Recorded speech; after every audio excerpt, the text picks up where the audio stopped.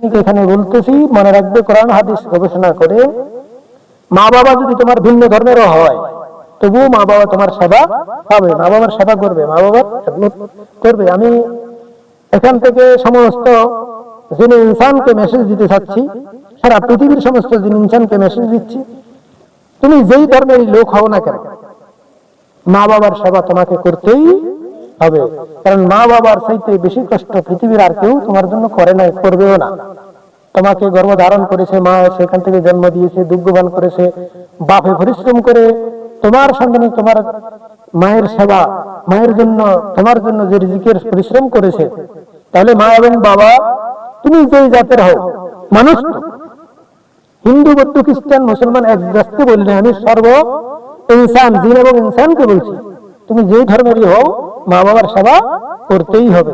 তুমি আকীদাগত কারণে যদি কোনো শুদ্ধ আকীদা তোমার ভালো লেগেছে, কোনো তরিকা গ্রহণ করেছে, সেটা তুমি পালন করো, কিন্তু মা বাবার সেবা ছাড়া যাবে না।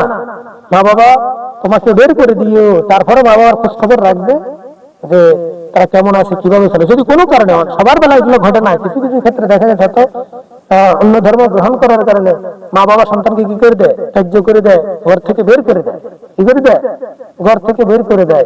তবু আমি বলবো, তারপরে দেখবে মা বাবার খোঁজ খবর নিবে, মা বাবা সুখে আছে না দুঃখে আছে, প্রয়োজনে তাদের জন্য টাকা পয়সা ফেরত করবে, তাদের সেবা করতেই হবে। কারণ সারা জীবন সকল কিছু দিয়েই যদি তুমি মা বাবার সেবা করো, মা বাবার ঋণ পরিশোধ হবে না। তো তোমার যতটুকু বেঁচে থাকা তোমার অন্তর থেকে সহিষ্ণুভাবে ভাবে মা বাবার সেবা করতে চেষ্টা করবে। এরপর তো মা বাবা দেখবেই বা কতটুকু, অথবা যেই আল্লাহ তোমাকে সৃষ্টি করেছেন তিনি কি দেখতেছেন না তুমি আন্তরিকভাবে কতটুকু মা বাবার সেবা করতেছো? তখন আল্লাহ তোমাকে কি করবেন, হয়তো তোমার বাবাতে সে ক্ষমার ব্যবস্থা করে দিবেন। কিন্তু তোমার সামর্থ্য আছে, ইচ্ছা করে তুমি মা বাবাকে সেবা করতেছো না, অন্তরে কষ্ট দিচ্ছ, বউয়ের কথা ধরে হোক বা বউয়ের কথা ধরে স্বামীর কথা ধরে, যে কেউ কোন কারণের পড়াশোনায়, শ্বশুর শাশুড়ির পড়াশোনায় যদি তুমি মা বাবাকে অবহেলা করো, মা বাবার খেদমত না করো, মনে রাখবা তোমার চাইতে তোমার জন্য কঠিন থেকে কঠিনতর শাস্তির অপেক্ষা করতেছে।